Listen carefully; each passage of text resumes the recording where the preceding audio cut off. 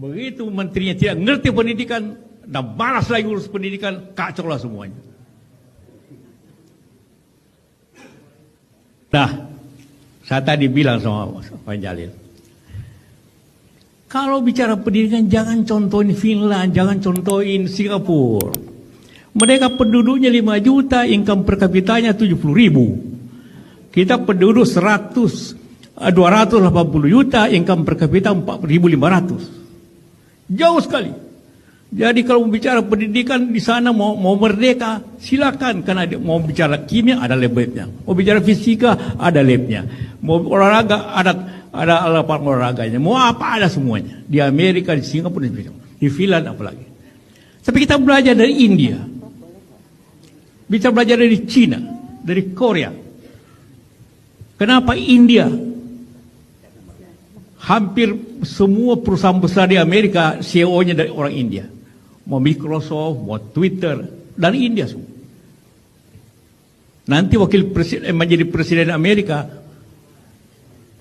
Kamala Harris, itu ibunya India. Perdana Menteri Inggris dulu India. Wali kota London di India. Berarti something di sana di India itu pendidikan hebat. Cina kenapa maju? Pendidikannya. Jangan tiru-tiru. Kita belajar ke sana. Jadi nanti Pak Sekjen kalau kirim orang studi banding Pak DPR, jangan ke Finland. Jangan ke Finland, jangan ke Swedia. Tidak ada gunanya itu. Mimpi aja di situ. Pergi di Cina, pergi di Korea, pergi di Jepang, pergi di India. Dan apa inti di sana? Ujian nasional. Anda boleh lihat di sana kalau waktu ujian. Inilah saya konservatif. Anak itu, kita semua pernah sekolahan. Kapan kita belajar? Kan kalau mau ujian. Ya kan? Kalau tidak ada ujiannya, kapan belajarnya? Sebuah kampus merdeka, kurikulum merdeka, apa merdeka? Tidak merdeka aja tidak belajar, apalagi merdeka.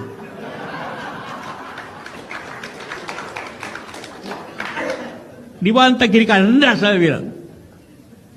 Kita konservatif aja, karena menghadapi 70.000 siswa. Bagaimana Anda merdekakan 70.000 siswa?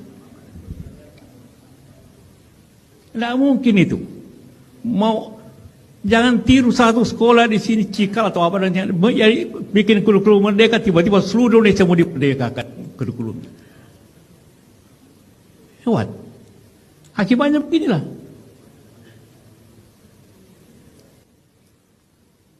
Akibat ketidakmampuan.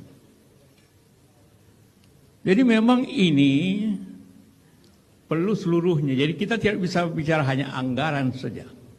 Anggaran, sekali lagi kita bicara anggaran. Sejarahnya bahwa pendidikan itu sangat penting, semuanya selalu begitu. Tidak ada negara apa yang kita maka tidak penting. Karena itu semua kementerian, tokoh-tokoh pendidikan selalu memimpin pendidikan.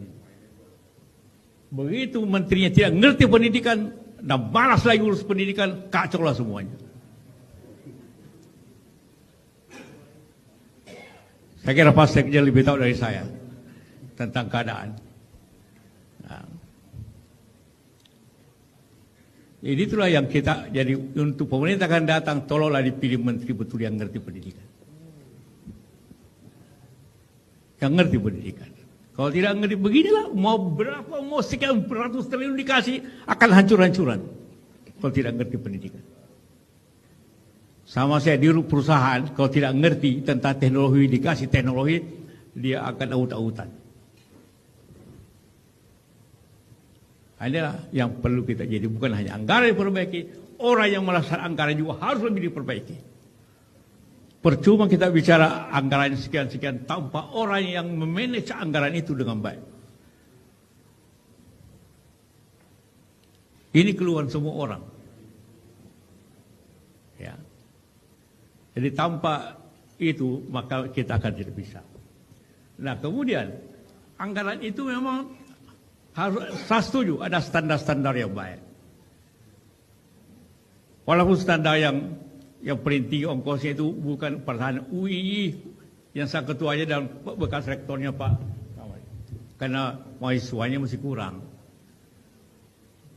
Karena dari luar negeri semua, dikasih beasiswa semua. Tapi oke. Jadi kalau kita lihatnya, pendidikan itu kan seperti saya ulangi tadi, terdiri dari 4 prasarana, infrastruktur pendidikannya, bagaimana sekolah-sekolah, ucap sekolah, gurunya bagaimana, kurikulumnya bagaimana, dan muridnya bagaimana. Saya Dewan Penasihat PGRI. Salah ketemu PGRI dan guru selalu yang bicarakannya satu, honor, gaji. Tidak pernah bicara tentang mutu pendidikan. Saya pernah di pertemuan besar, saudara ini semua bicara di sini, datang hanya bicara honor. Tidak pernah membicarakan kepada kita semua bagaimana untuk pendidikan yang Anda capai. Itulah sebabnya semua guru menolak ujian nasional karena tidak mau diuji. Sebenarnya yang diuji guru itu. Kalau oleh siswanya tidak lulus, itu berarti gurunya kurang baik mengajar. Tidak mau ketahuan, tidak mau mengajar. DPR juga suka menolak. Mau apa tanpa ujian nasional di sekolah pinggiran itu? Akhirnya kesalahan terbesar pernah dicapai dalam pendidikan ialah pada dongkrak angka. Zaman Golkar zaman dulu. Supaya lulus kelihatan 100%. Padahal angka 4 jadi ke 6. Itulah korupsi terbesar pendidikan. Bahwa yang hilang adalah semangat belajar. Karena dibiarin aja. Yang penting lulus 100%, lulus 100%. Pada waktu ujian nasional pertama tidak boleh ada naikkan, ada sekolah yang lulus hanya 20%. Itulah baru kita tahu mutu itu. Anggarannya tidak perlu banyak. Hanya akan dia belajar. Jadi solusi belajar itu pendidikan bukannya anggaran. Tindakan, sistem yang konsekuen. Dan sekali lagi saya katakan, kepemimpinan dan semua bidang pendidikan itu. Kalau kepemimpinannya seperti ini, mau apapun tidak akan pernah jadi pendidikan ini. Dan dosa besar untuk kita semua. Kedua, tentunya pendidikan ini DPR. Jangan dipotong-potong di semua tempat.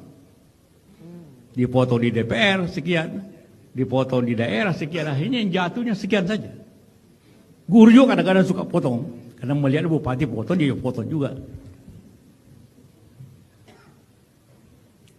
Jadi berbagai sistem. Alhasil kalau kita bicara anggaran, yang kita perlu efektivitasnya. Jangan harap Menteri Keuangan bisa tambah. Saya tahu keadaan sekarang tidak mungkin dia tambah. PU menjerit minta tambah. Sosial menjerit minta, semua minta tambah. Akhirnya artinya tambah utang. Utang sudah kelebihan. Sudah hampir 10.000 triliun. Jadi mari kita bicara bagaimana uang yang ada diefektifkan. Dan butuh orang yang baik, yang pintar untuk efektivitas.